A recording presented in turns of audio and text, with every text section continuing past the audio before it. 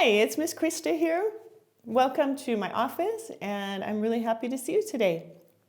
I would like to share with you some encouragement during this really weird time that we have right now. I want to tell you a couple of stories, and I hope that they will help you in understanding why we're going through what we're going through. When Roxy was about 5 years old, she woke me up in the morning and I had asked her what the weather was like.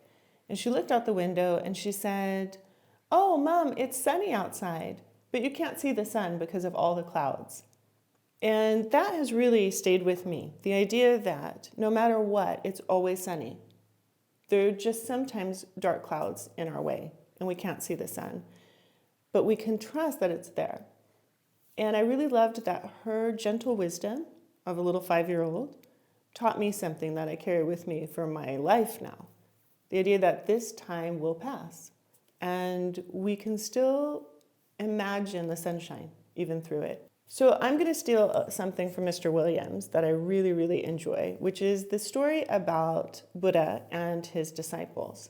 The idea that we might not see clearly now, but we can in the future. So please enjoy this story.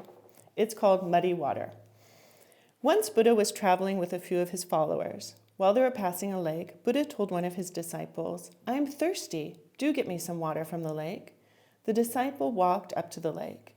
At that moment, a bullock cart started crossing through the lake. As a result, the water became very muddy and turbid. The disciple thought, "How can I give this muddy water to Buddha to drink?" So he came back and told Buddha, "The water in there is very muddy. I don't think it's fit to drink." After about a half an hour, Buddha asked the same disciple to go back to the lake. The disciple went back and found that the water was still muddy. He returned and informed Buddha about the same. After some time, again Buddha asked the same disciple to go back. This time the disciple found the mud had settled down and the water was clean and clear.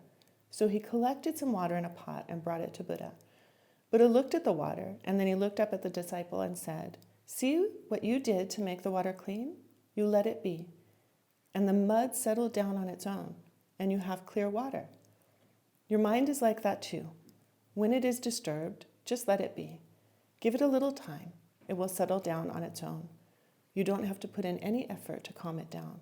It will happen. It is effortless."